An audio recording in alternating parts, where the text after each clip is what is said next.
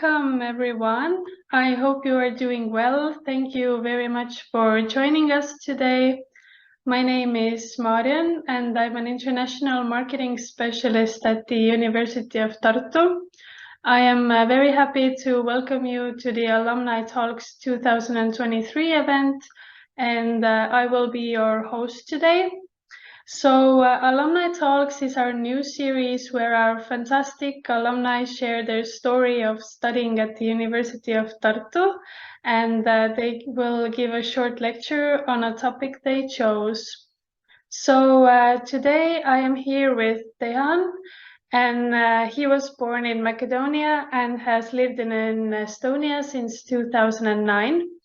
He has a master's in educational technology, and he's an experienced English teacher and educational technologist who likes combining the two things. And today he is going to talk about the role of the educational technologist in Estonian schools. So also a little bit about housekeeping before we get started. If you have any questions during the webinar, please leave them to the Q&A box, and we will address them at the end of the webinar. And also, if you have any technical difficulties, please let us know, and we will try to help you resolve them. And also, we are recording today's talk, and all of the participants will receive a recording after the webinar. But now, without further ado, I would like to give a floor to our presenter today. So, Dejan, if you are ready, then you can start. Hi, everyone. I'm happy to see that there are people who would like to listen to me. Let me just start my presentation. Right, so as Marian said, my name is Dejan. I'm an English teacher, and I am also a graduate from the University of Tartu. Graduated in 2020. And today I would like to talk about a topic that is close to my heart, and that is the role of the educational technologist in Estonian schools, which is basically also one of the main reasons I went to study there. Mariam said a lot of things about me already, but I was born in Macedonia. I moved to Estonia in 2009. I'm an English teacher by vocation, and I graduated from the Educational Technology Master's Program from Tartu University in 2020.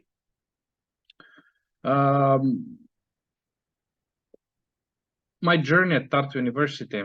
First of all, why?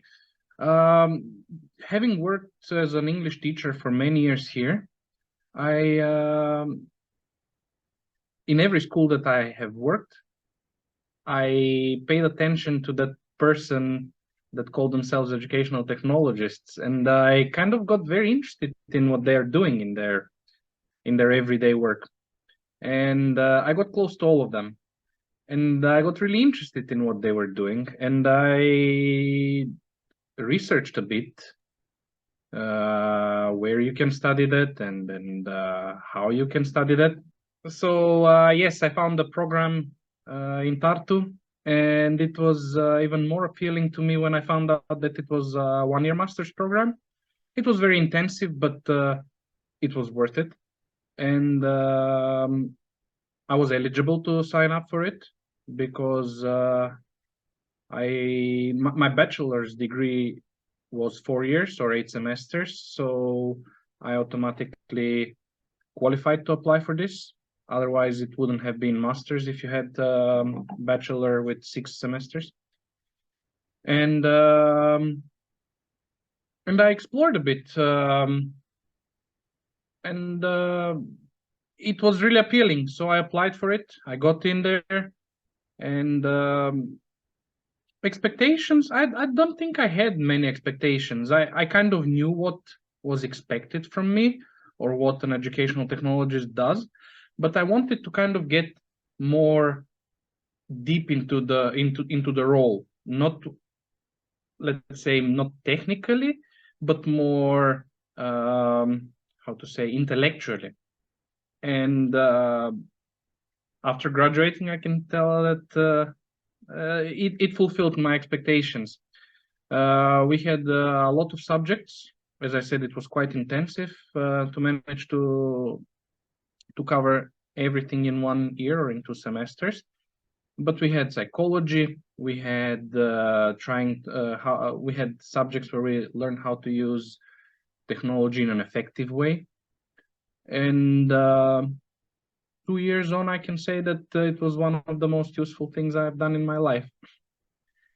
I'm very grateful. And when Marion contacted me about talking, doing this alumni talk, I didn't hesitate, really. I really wanted to give back to the community that gave me so much a couple of years ago.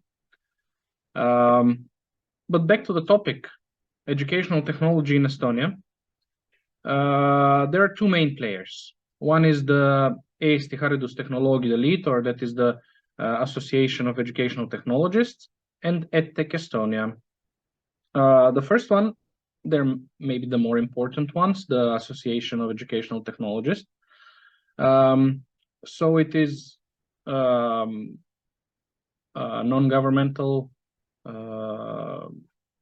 organization, and it's comprised of a lot of educational technologists, obviously.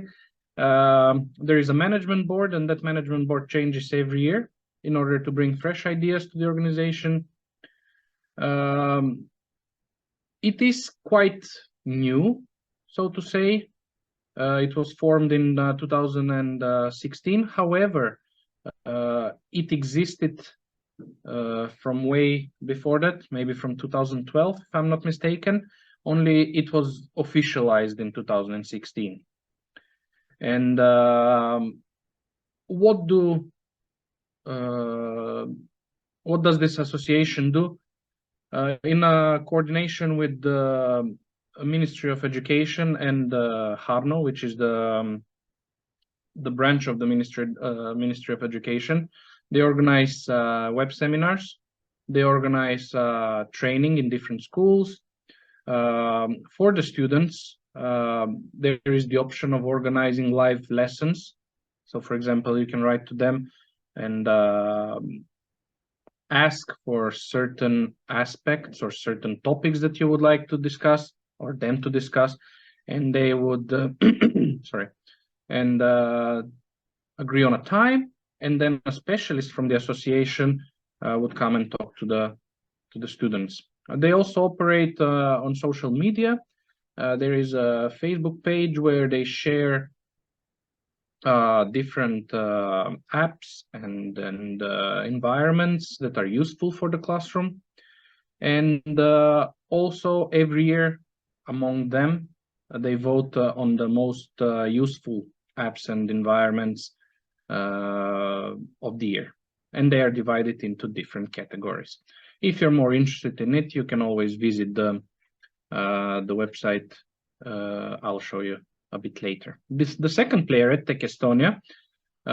So they are organization that kind of puts all the startups together, and they use this organization since Estonia is an innovation-driven nation, and it's an ideal test bed to develop new educational technologies.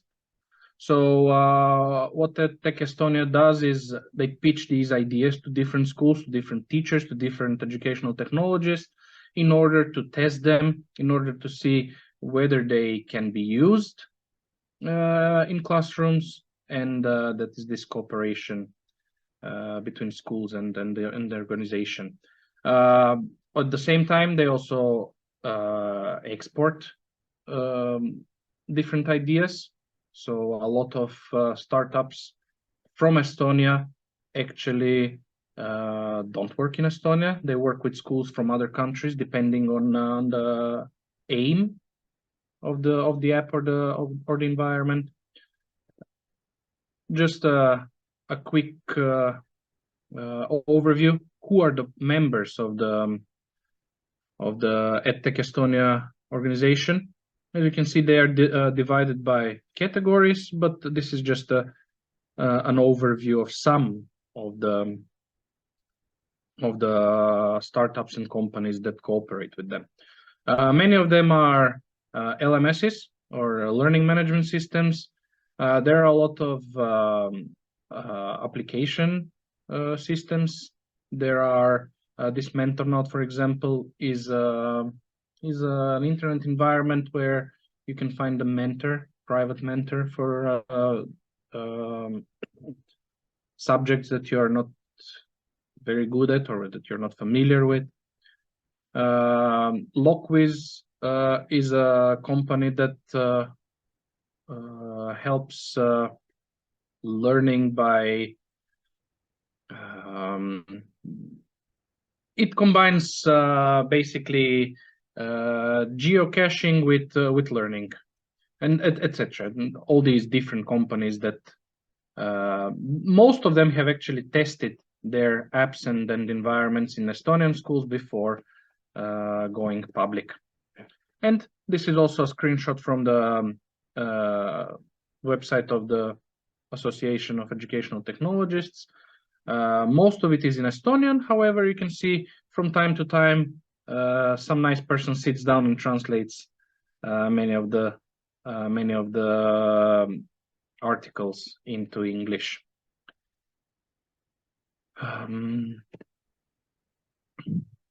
Who is an educational technologist? This was a question that came to my mind when I first found out that there is such a person in Estonian schools.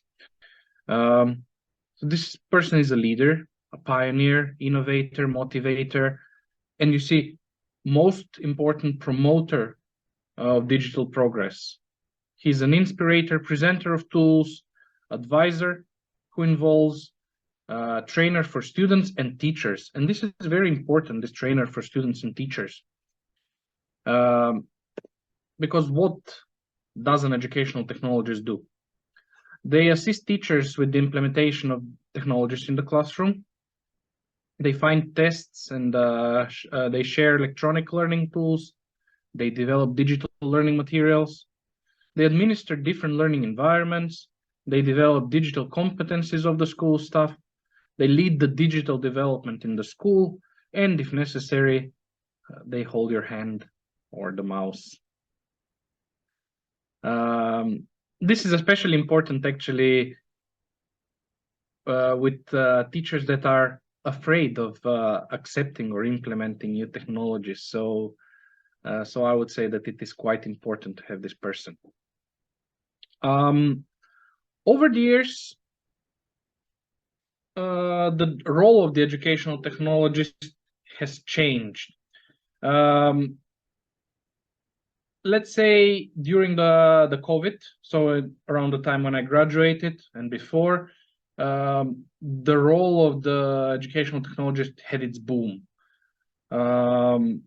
Since students and teachers went on distance learning, the need for educational technologists rose, skyrocketed basically, and all the schools needed this person that would immediately bring to the table certain environments and later on apps and then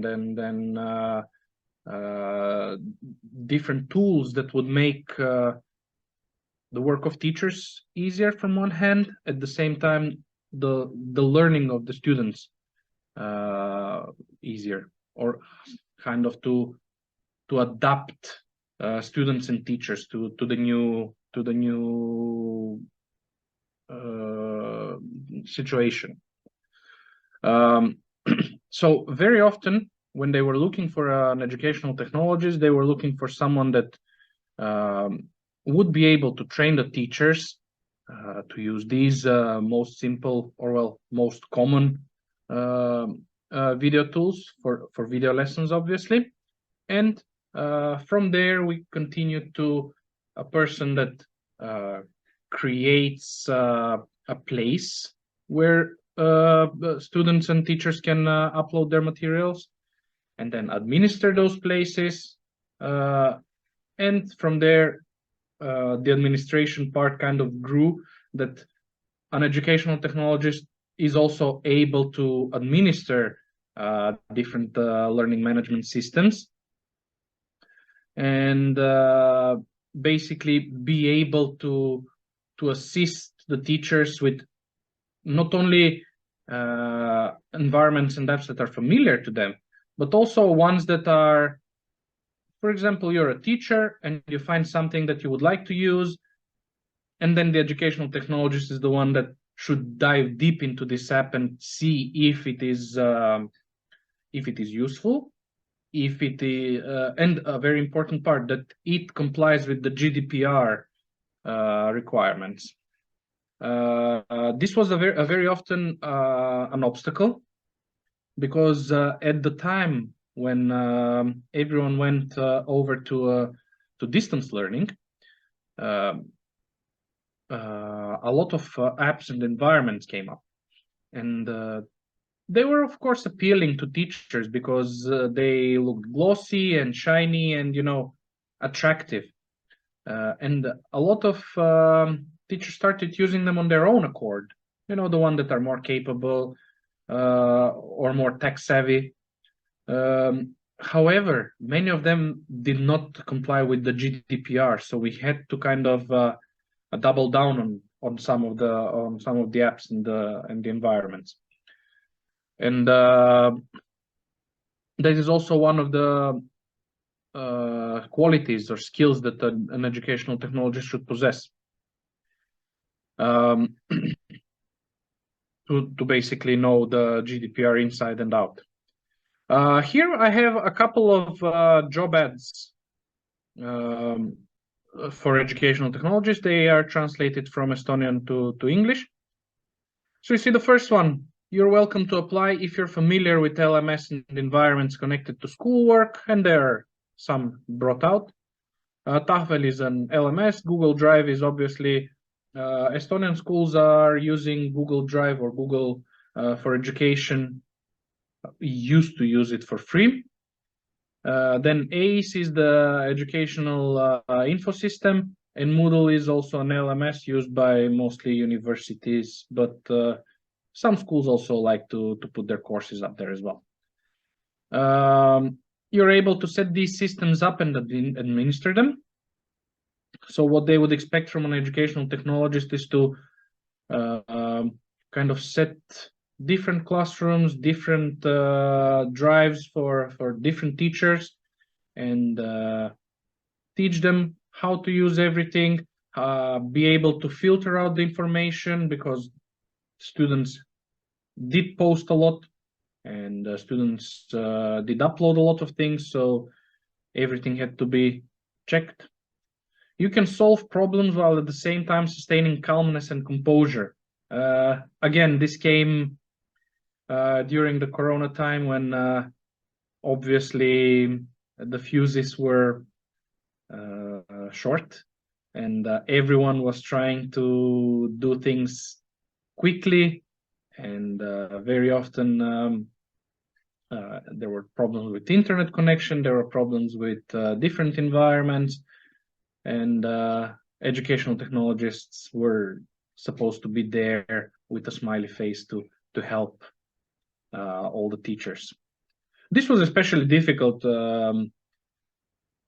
for schools where there was one educational technologist for a large number of teachers. For example, where I worked at the time, I was the only educational technologist for 130 staff members. So at certain point, when the crisis started, when we first went into lockdown, one of my main jobs basically was 24/7 client service for teachers. Like, where do I click? Where do I press? So that was something I had to adapt to. An educational technologist, you're able to create manuals and train users, teachers and other staff, students, parents. This was more, I think that It came before and after the lockdown, because before the lockdown, technology was used, but it was kind of slowly implemented. So the main manuals that we were making were mainly for the LMS, or they were for the basic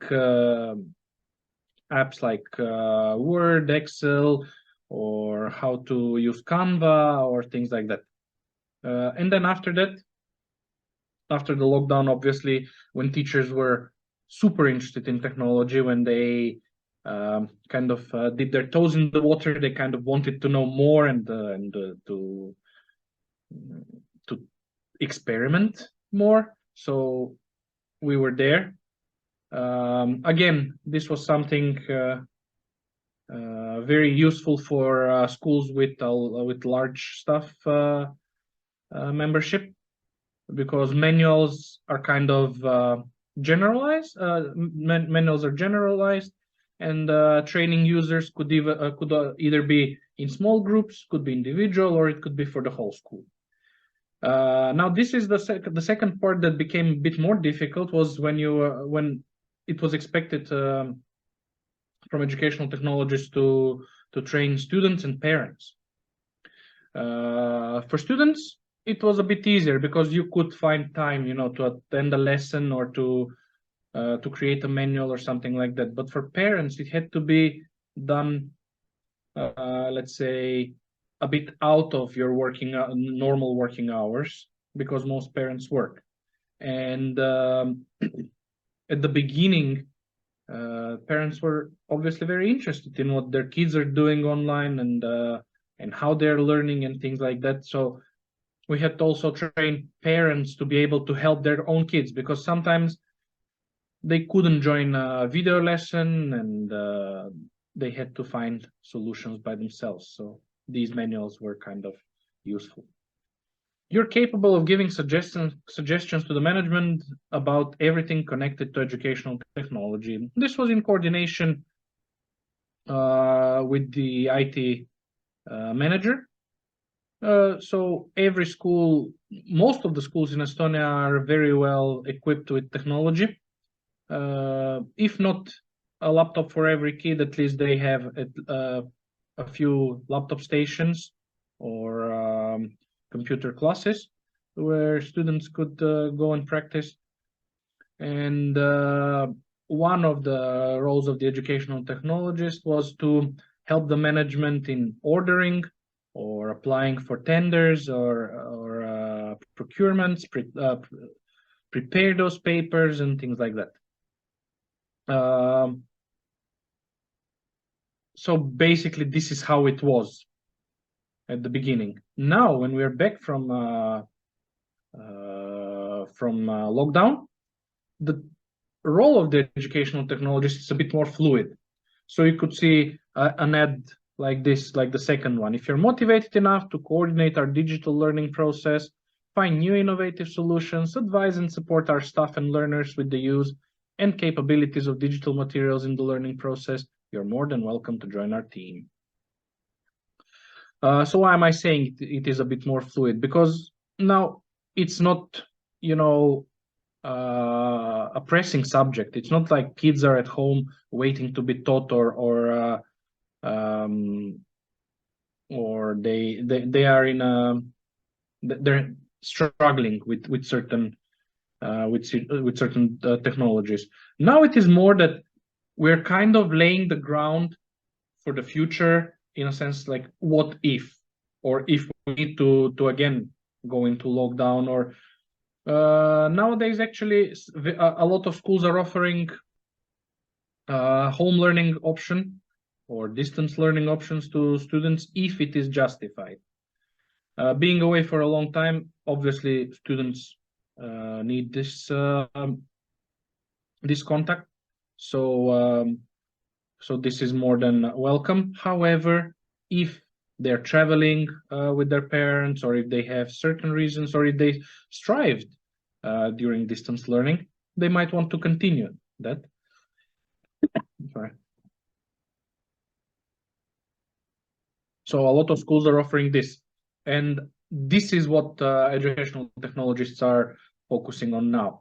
Not training teachers and students for something that is happening at the moment, but kind of preparing them for the future.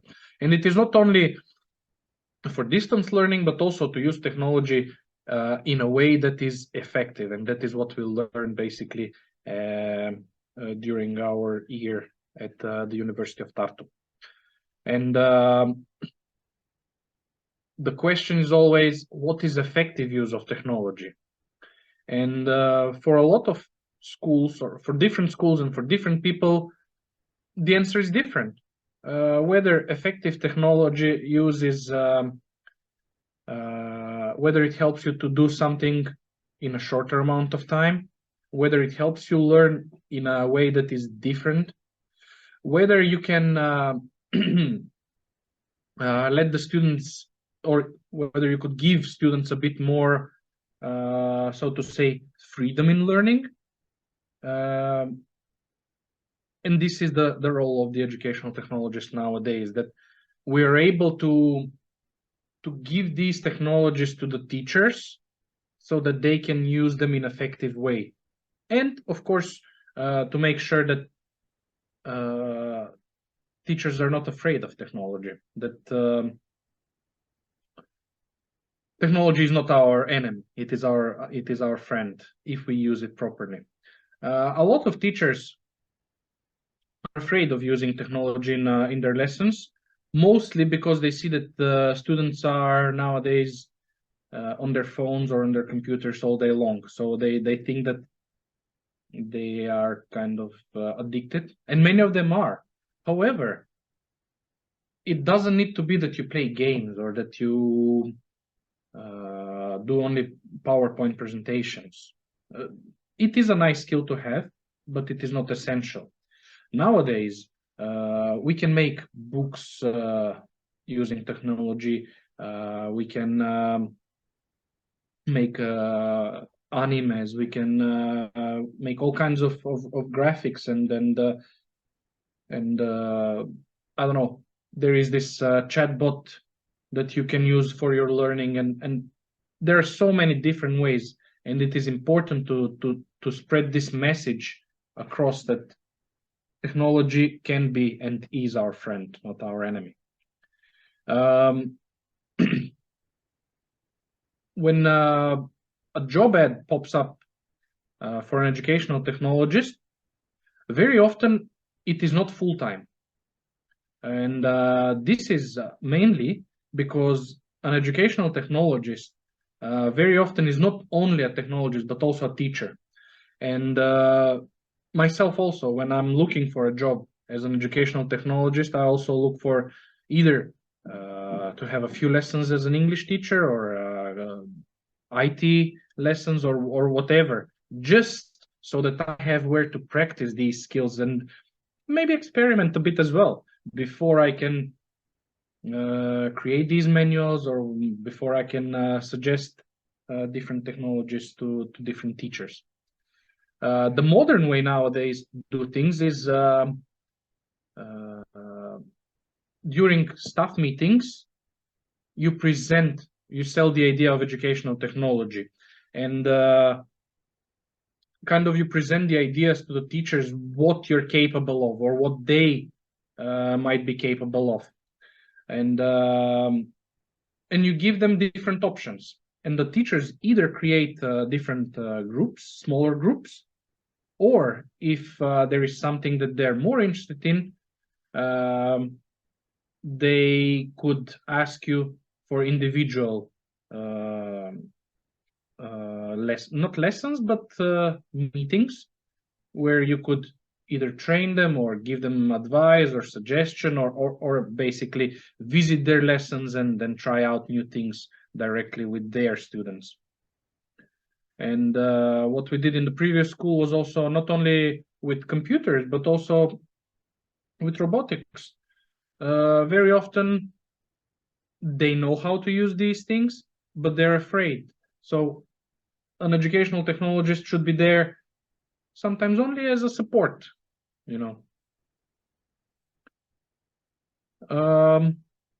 looking forward, I would say that an educational technologist would probably be more of the second type, even if we are forced to go into lockdown again, or if we are forced to go into distance learning again. Thanks to the work of the educational technologists in the past 2, 3, 4 years, I would say that teachers are now much better prepared, and that the role of the educational technologist is kind of going to be more of a, how to say, more as a person that is around the school that you see, and that you kind of invite to your lessons, that you are free to go and ask them a question about technology, and without fearing that there will be a backlash, or that so basically they will be a person that is ever present around the school, and kind of like a support to all the teachers. I don't think there is much more I can add.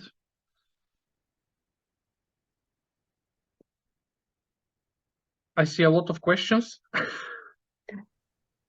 Okay. So I'm ready to answer. Yes, thank you so much, Dejan, for this exciting talk. As you said, now it is time for some questions from our audience. And just a reminder, please type your questions to the Q&A box. So I will just start from the beginning. The first question is that what is your favorite educational company and why? So I just press answer live. Yeah. Right. My favorite educational company, I don't think I can single out one, to be honest, because that would be like picking favorites. No, we don't have a favorite. Well, I don't have a favorite educational company because I use different ones. I would say, depending on the school. At the moment, for example, we depend a lot on Google because the school is using Google Suite for Education. So we use a lot of their products, but at the same time, Canva is really always a popular tool. What else can I single out? Studium, the one that we're using, the LMS in our school, is also quite popular, and it's quite useful. I can say that this is one of my favorites because they have very good tech support. Whenever I have encountered any troubles with Studium, you contact, and it is the developers themselves that are answering these questions. So I've had very good relationship with them. Last year we had a very good ed test organized by some of the alumni from Tartu University, and a lot of companies reached out to us. There were a lot of different companies that basically wanted to test different tools with us. The most popular ones were the ones for learning languages. I'm not sure I can single out any of them, but the Estonian ones, obviously. I don't know if I'm maybe biased, but we have had very good cooperation with Speakly, with Linguist, with these ones. I hope that answered the question. Okay, thank you. There were some very good examples, actually. So the next question is that, can I work and study this program at the same time? Right. Absolutely. It's tailored to be basically like that. Most of the webinars or the video lessons are in the evenings, and they tend to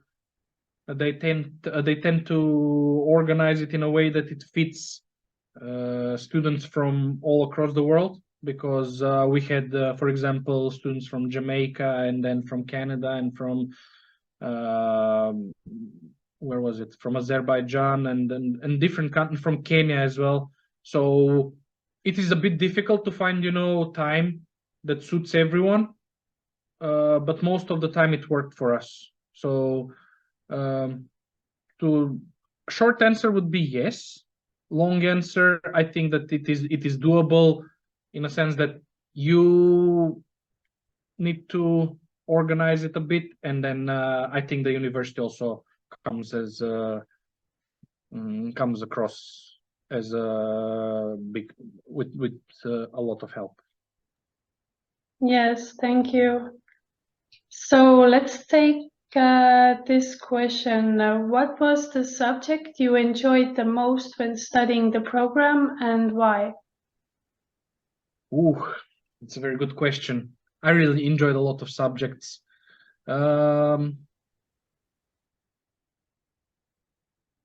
Let's say if I have to pick one, maybe collaborative learning, because it was a very interesting, it was very eye-opening subject. I didn't like when it said collaborative learning, I was like, it's so easy for adults, we're just going to learn theory, but then they put us to the test.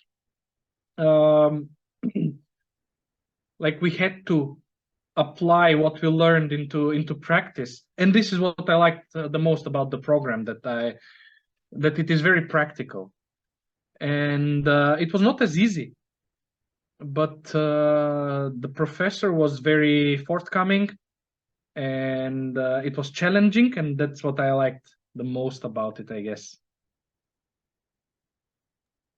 Okay, thank you. So let's take this question. How much reading and writing was required in your courses, and how many hours did you spend per week for studies? So basically the course was like that we met for 2 weeks in August in Tartu, and we laid the ground rules for the program, and we did a lot of work back then. And after that, in the first semester, there was quite a lot of reading, because there were a lot of subjects that we needed to cover. And if, let's say, maybe 10 hours a week of reading, maybe not that much. Let's say 5 hours of reading and maybe a couple of writing, depending on the subject again. For example, for psychology of education, we had a lot of reading, but the writing was only at the end of the subject. So yeah, it depended on the subject, but I would say something about 5-6 hours a week was at least dedicated to learning. Okay, thank you. So let's take this question. In your perception, would the combination of physical education like sports or education in the outdoors and educational technology be a fruitful topic for the master's program? And would a sports teacher benefit from the master's program and vice versa? Very good question. I never thought of it that way. Mostly because sports teachers are quite against technology, but most definitely it can have benefits. Nowadays, everything is data, so I'm sure you can kind of implement sports and technology together. I think that it would work very well, and the sports teacher would have a lot of benefits. We had a subject actually during the program that was analytics education in education, so data analysis in education. So I would say it would be quite useful. I don't know how much you can implement it on a daily basis in in your work, but the benefits are definitely there. It seems quite an interesting combination of the two. Yeah. So let's take this question. Could you give some tips regarding the motivation letter and the admission interview? Just be yourself, to be honest. I didn't expect to get into the program, but at the same time, I did. In a sense, like I didn't have the background, maybe, but I kind of knew what I wanted to get from the program, and I explained that in my, I don't know if what are the requirements now, but we had to do a video, and it was quite challenging to make that video, to be honest. But I had the idea of what I wanted to research. In the end, it was not even remotely close to what I researched. But I had this idea, and I went there, and I got accepted, and then it turned my world around completely. My research paper was completely different. So I would say just be honest. Know what you want to get from the program. Yeah, I guess confidence is key at that point. Yeah, like if you really want it, you should be able to show it. I agree totally. So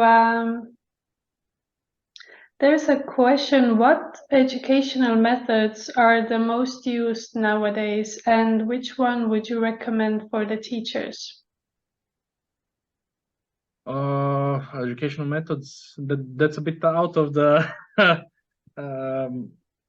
of the educational technologist realm, but I wouldn't say we're using specific methods when training teachers, or when I think that the best way is the personal approach. It is teachers are with big egos, so they find it very difficult when someone is trying to teach them something. I was the same, obviously, so that's why I became a technologist, because I didn't think anyone could teach me. But yes, I think that maybe, yeah, the personal approach would work the best. I cannot give any specifics, because I wouldn't say I have taught teachers. I have organized quite a few trainings, but I don't think I can call myself teacher of teachers. Yes, okay, thank you. So let's take this question. How much time did you spend overall in Tartu? As I understood, this is mostly an online program. Right. So as I mentioned before, we spent two weeks in Tartu. It was from, what was it, 17th of August until the end of August, so exactly 2 weeks.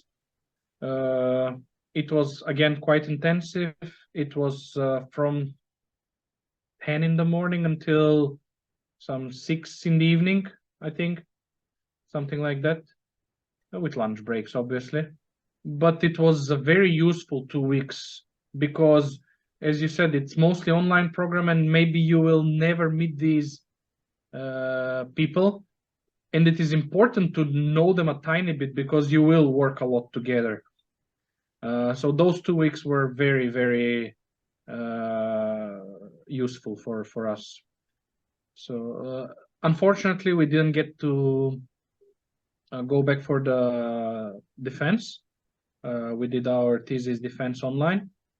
It would have been a very nice reunion. Then we tried the year after to get together again for the defense thesis of the next generation, but again, it was not allowed. So we're still waiting for a reunion, but we're still in touch. That is very good to hear. 2 weeks is actually not the longest time. Not the longest, but if you spend 8 hours a day with these people, then it is. Okay, so I think we will take the last question for now. So, what do you think about the academic staff of the program? Do you have any thoughts on that? Oh, I loved everyone. um, I really enjoyed the director of the program. Emanuele is a great guy. Like, he's a workaholic, but not in a sense that he works all the time, but he cares about the students. And this personal approach that I'm talking about, it is something that I learned from him. It's like, even if he's not mentoring you, he's interested in how you're doing. For example, when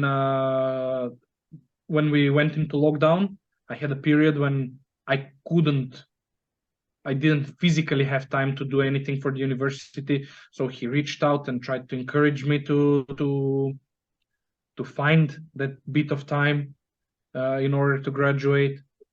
And the other teachers, professors as well, the self-regulation professor, I don't know. I'm not sure what the program includes. I'm sure it has changed over the years, but I was very happy with all of the professors. The only not minus maybe, but the only subject that didn't work for me was in the second semester. It was designing of complex tasks. It was in cooperation with University of Utrecht. So that cooperation wasn't maybe the best at the time. I'm sure they have worked on that. But other than that, I think that I really enjoyed everything and everyone. That's so great.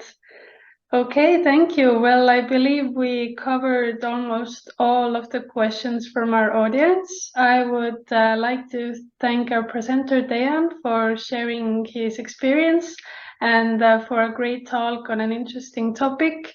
You actually made me very interested in education and technology, so I might look into that more closely.